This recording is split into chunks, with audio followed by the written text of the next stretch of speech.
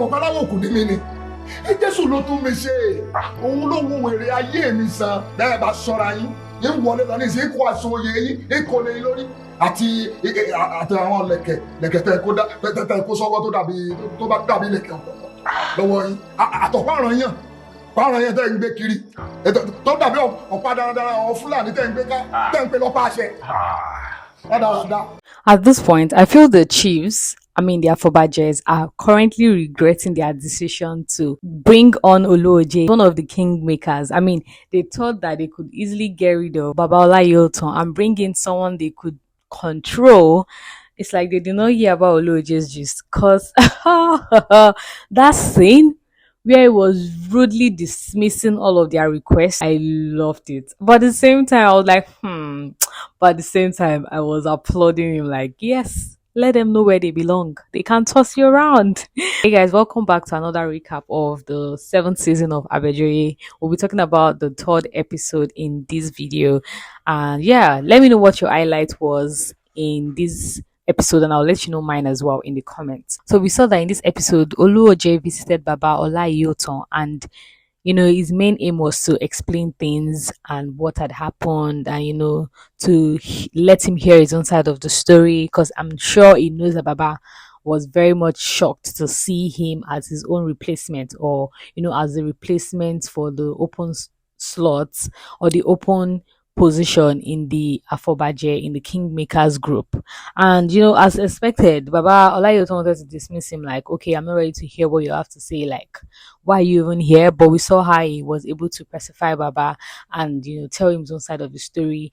And when he was saying it, at some point I was like, okay, that explains why you're there. But at the same time, like, does he really know what he's getting himself into? Because from what he explained to Baba, is like, oh, I was just called upon to take up the position, like, this royal title, the royal position, not like I am going back into the diabolical ways, not like I'm going back to, doing sacrifices and all of those things. So I was just like, I don't think Oloje knows exactly what these people are up to. And, and I also kind of blamed him, like, he should have informed Baba of the move. Expected you're being added to the group. It only just makes sense that automatically that somebody's being replaced, you're replacing somebody, or someone is being taken out of the group. And of course, it was going to be Baba Olayiyotan. Why didn't you let him know? Why didn't you brief him? But then again, since they live in different villages, maybe that explains why he didn't have time to let Baba know before the whole replacement thing happened. We also saw the chiefs who were in prison and the Yellow Day. We saw how they were making this ridiculous plan to go back to the village in a grand style, saying they will call for musicians and drummers. I'm just like, are these people for real? You people that are supposed to go back into the village at night, in fact at midnight, when nobody will see you, and just peacefully live in your homes and try to gather money around and pay your debt so you don't have to go back to court. You are the ones that are planning a party, planning to summon drummers and singers to come and welcome you back into the village. It just doesn't make sense, and it just shows their level of ignorance and how myopic all of them are collectively. Also, we saw that Awoponire's son, that's Debo, approached Chief Mayor, one of the secret seer, one of the members of the secret seer in America. We saw that, after he stormed out of Bamiloye's home and he said he was going there to face them ordinarily, we saw how he just went there with a gun. God, what was he thinking? Going to meet somebody in their home with arms, and you're thinking you will shoot him or threaten him, or it was probably just going there with the gun to threaten him. It was a toy gun, but in my mind I was just like, what was his plan? What was he thinking? But we saw how Chief Mayor hit him with this ring and he became paralyzed. Debo pulled himself together and struggled out of their house.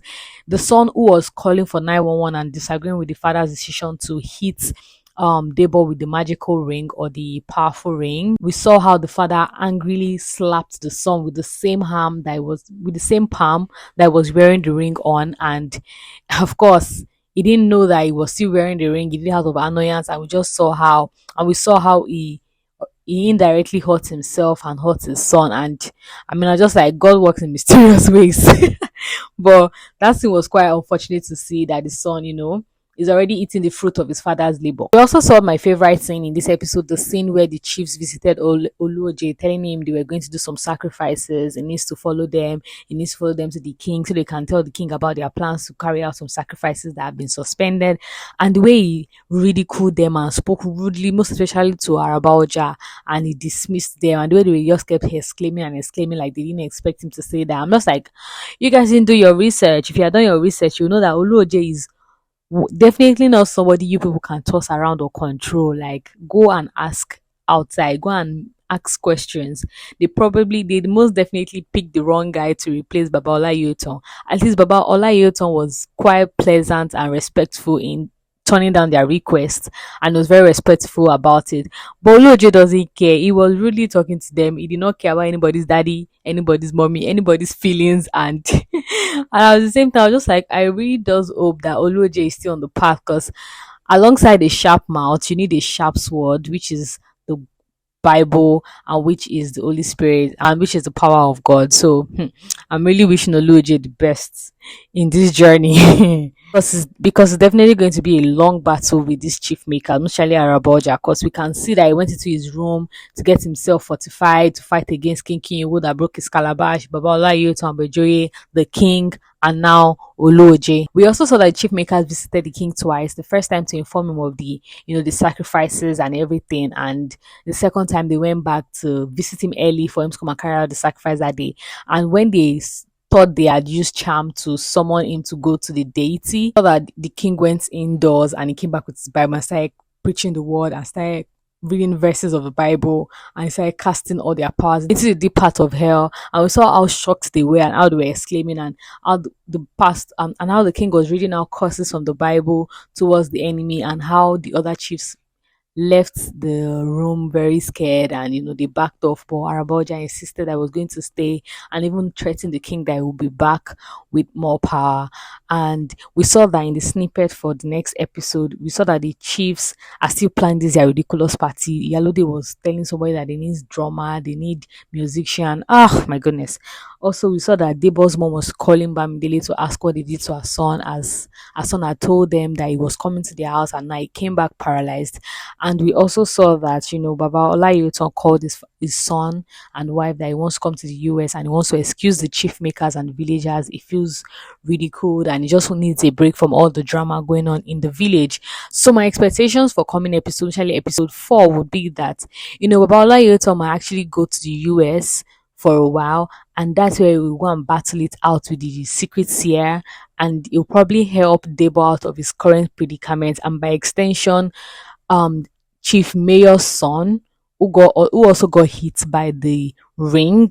And also I feel like in Nigeria, Kinkinyewu Olayeton, Kinkinyewu Oloje, Ogonwo, and the king are going to be holding it down in Nigeria, here in the village. Cause I'm sure I'm sure we've not seen the last of most especially Kinkinyewu and Arabaoja. What are your expectations for episode 4? Let me know in the comments. Please like this video and subscribe if you're yet to. I'd love to see you in my recap of the next episode. Bye guys.